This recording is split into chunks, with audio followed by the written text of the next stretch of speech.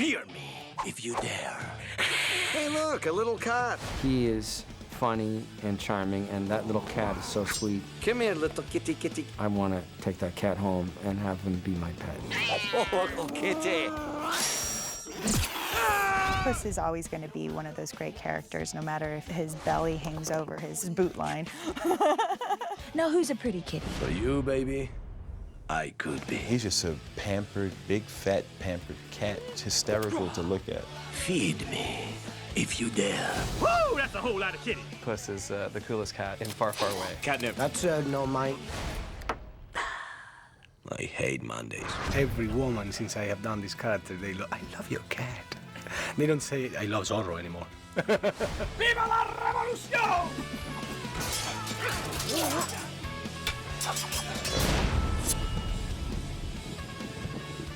Okay, peoples. This isn't a rehearsal. Let's see some hustle. It's very, very beautiful when you have the opportunity of participating in a project that you already loved as a spectator. It's an unusual experience. Puss in Boots, El Gato con Botas in Spanish, is a character that I know since I am probably 3. But I never knew that I was going to play him someday in my life. You have engaged my valuable services, Your Majesty. When we thought who to play him, I mean, Antonio just naturally came to mind. There was nobody else. That was it. That was the list. And casting really doesn't like it when we just go to them with one name, but we did, and we're really lucky that he decided he wanted to do it. Now the ogre pray for mercy from Puss in Boots. I have the opportunity, actually, in this movie of taking a little laugh on Zorro's character. Serious, arrogant, brilliant, very sly. And in this character, what I try to do is just to actually laugh of myself a little bit. So the accent collaborates perfect for the character. Take off the powder wig and step away from your drawers. I love the idea of Puss in Boots basically being Zorro, because I think cats have all of that arrogance and confidence, and I knew Antonio could bring that. I didn't know that he was so funny and cute and such a bold and uninhibited comedian, so he took the character to a whole new level. Antonio Banderas has definitely embraced his character. He climbs the walls and whips his head back and forth and spits and marks territory and does everything to be the character, and it's pretty amazing.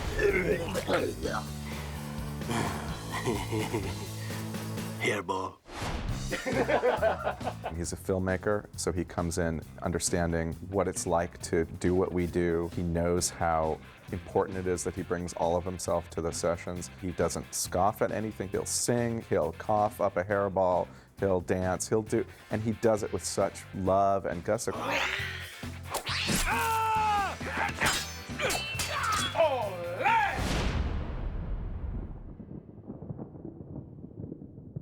You know, the idea of Puss in Boots came from one of the modeling guys at PDI. Puss in Boots was a favorite fairy tale character of mine as a kid. It was like, okay, I have to work him into the story. He's such a great character. I had no idea that he was going to come out to be as wonderful a character as he has. Oh, listen, he's purring. And then we were playing around, and Conrad Vernon actually started developing him initially as kind of an English character. And we thought, well, that's a little bit like Farquaad. Farquaad had a kind of English feel to him. And I was at a party and somebody said to me, how come you don't have any Latin characters?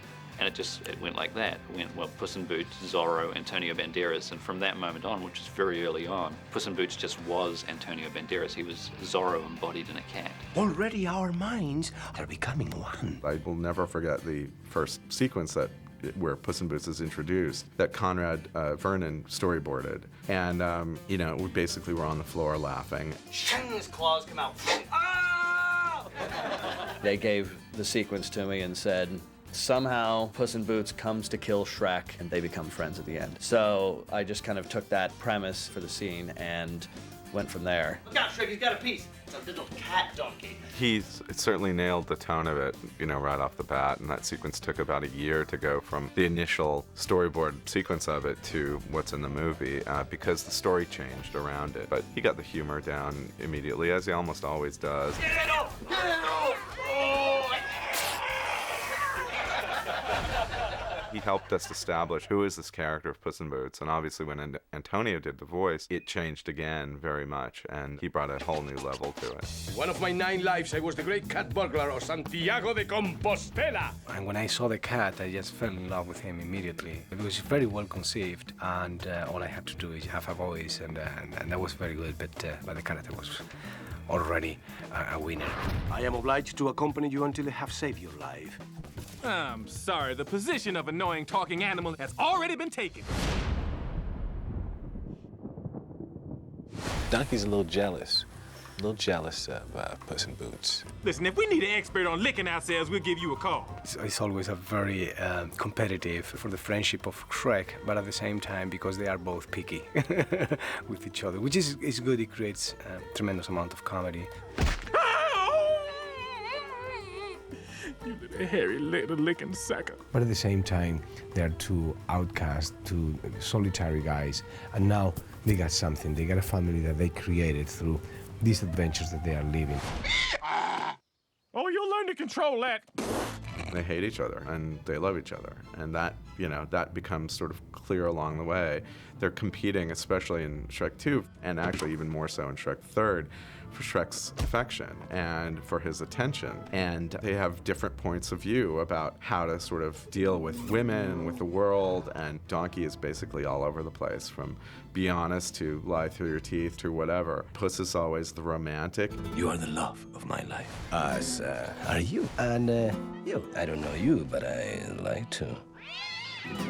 Puss in Boots likes the ladies. Being a cat, he's out a lot at night and meets a lot of ladies and gets along very well with them. He's very suave. He knows how to chat them up. He's a good dancer, as witnessed in Shrek 2. He's a great guy to be around. And he's a hero, and, you know, so the ladies really go for that. You love your kitty.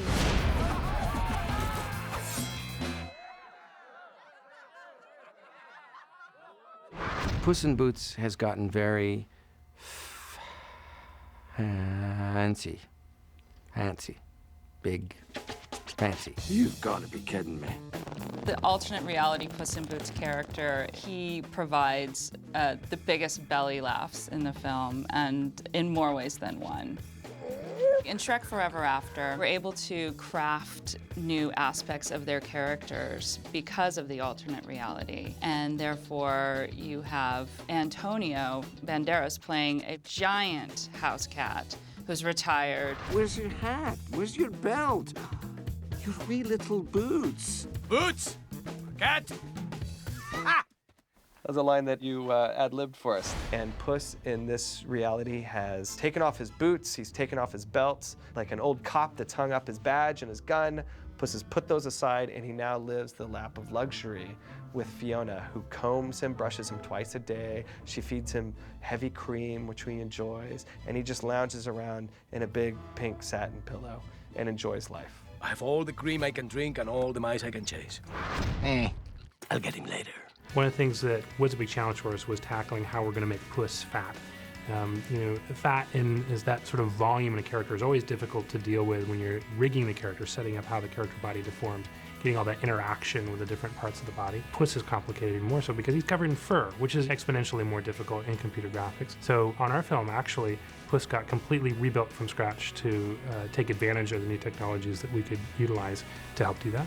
That's not the only thing you've outgrown. Hey! There was definitely a lot of innovation that went into how his fat would deform and how his skin would stretch over the leg. That way it just doesn't look like his leg was stuck on the side of his body and his fat neck rolls and things like that. So there were definitely some fun things we thought we pushed a little bit further than maybe some other movies.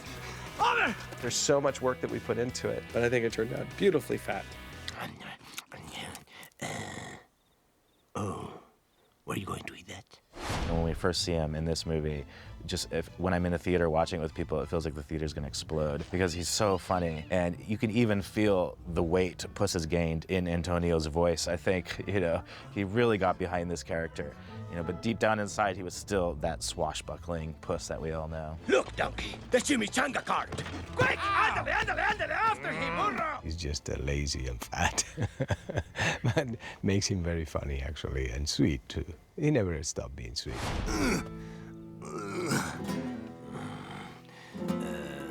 Donkey, can I borrow your tongue? Hey, what? No hair. No, hey, wait. I don't care how big your eyes get, play. It's not going down. Oh, all right. I feel, very honored, actually, and privileged that I had the opportunity of being part of something that actually I loved as an audience before I was part of it.